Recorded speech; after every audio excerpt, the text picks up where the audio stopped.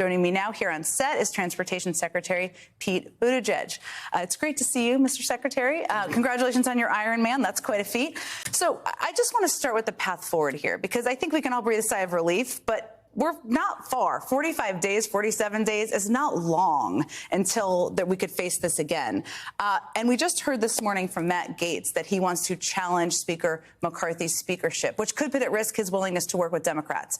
How concerned are you about that potential threat and what it could mean for being able to negotiate with the House? Well, not only would the fact of a shutdown have been incredibly damaging, but just having that threat and that chaos that goes with it dangling over us, not just dangling over the administration, but dangling over the American people, is not helpful. Now, we're going to keep our heads down, keep doing the work. As the president said, people expect their government to work, and that's what we do. We're focused on getting the machinery of government to work for people. I started my week last week, Monday, in Nebraska. We're working on a short line railroad called the Cornhusker. Very important for getting agricultural products to where it's going. Yes, it's perfect for Nebraska. We're bringing $15 million there to help improve supply chains and safety on the railroad. Tuesday, I was at Denver International Airport working, highlighting the work that's going on there to rearrange a taxiway that'll prevent those runway incursions that we've been hearing about. So this is the kind of work that we all got into this line of public service to do. But as the week mounted, we had to devote more and more of our time to preparing for the possibility of a shutdown. And that's time we'll never get back. That's time the American people will never get back. For people who plead fiscal conservatism, the waste that is created by this fountain of chaos that is today's House Republican conference really does have a huge cost, even when they don't get their way. If they had gotten their way, it would have been that much more damaging to transportation systems, to the economy, and to all of the services Americans count on. Now, when we're in this situation, in all likelihood, in 6 weeks, we're right before the Thanksgiving holidays, the Christmas holidays, or whatever holidays people may celebrate. What is the risk a potential shutdown or a shutdown at that time could pose to air travel?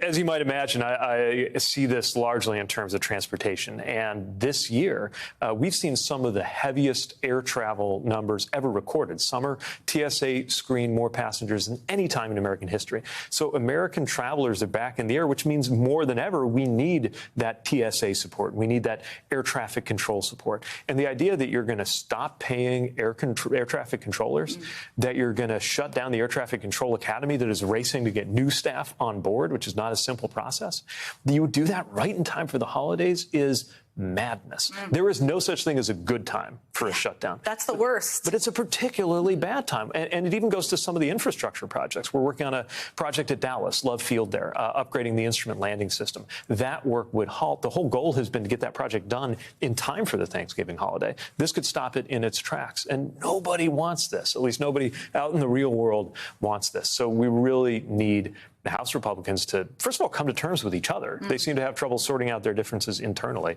and then work with us, as, by the way, it happened yesterday, right, where the Democrats who were ready to work the whole time with them provided the votes to make sure that we avoided this shutdown, kept the government running. But we can't just lurch from threat to threat, potential shutdown to potential shutdown. Sooner or later, this drama has to end.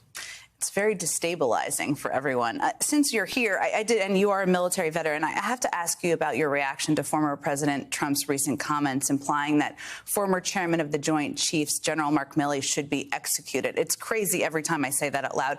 My colleague Von Hilliard caught up with him on Friday and asked him about it. So let's listen to that, and then I'm going to talk to you about it on the other side. Well, General Milley, what he did is really treasonous. If you look at what he said to China, he's either stupid or it's treason. But frankly, why suggest there are death? many people that would call it treason. But why suggest death? Thank you very much.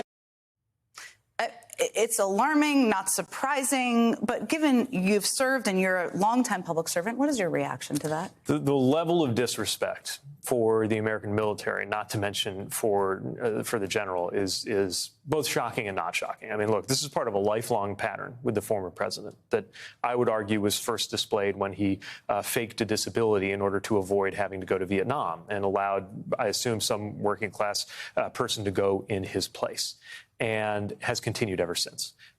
Made a name for himself by basically saying that he did not respect John McCain because he was a war hero. And You know, look, a lot of this obviously is to get attention, and you hesitate to reward that. On the other hand, we do, in fact, still have some boundaries that matter in this country.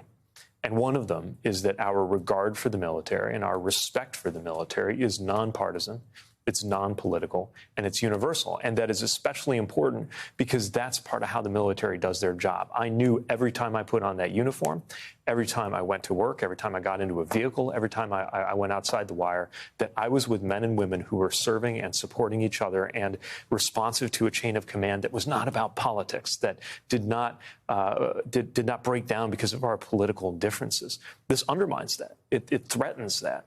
And it threatens it at a time when we need those institutions that are still at least somewhat outside of the chaos that the last administration sowed and that some extreme House Republicans are sowing as we speak. We need what the military has to offer by way of nonpartisan stability more than ever. And I would say General Milley's been a class act in how he's dealt with it. You've also run for president. You've been a very public figure for several years now, and you've been the subject of threats yourself. Trump also mocked Nancy Pelosi's husband being attacked at his home by a man with a hammer. And I just wanted to ask you, having experienced this before, how concerned you are about that and this kind of continued stoking of violence and kind of echoing of it by the former president. You know, one of the marks of whether a country is a free and democratic and open society is that there is no political violence. And to have this level of, whether it's joking about it, stoking it, or actually perpetrating it, which happened a few blocks from where we're sitting on January 6th, that is an extreme concern, I think, for anybody who cares about the trajectory of the United States, not to mention anyone who is personally impacted by that. There is enough that public servants and people who go to work in this administration or in Congress have to worry about, let alone their families. Okay, it's one thing for people who choose to go into public service, although, again, if you're going into civilian public service, the last thing you should have to worry about is a threat to your safety. But their family, their spouses, children, surely one thing we should all be able to agree on is that they are absolutely off limits to these kinds of threats. We should be able to. Secretary Pete Buttigieg, thank you so much for joining me today.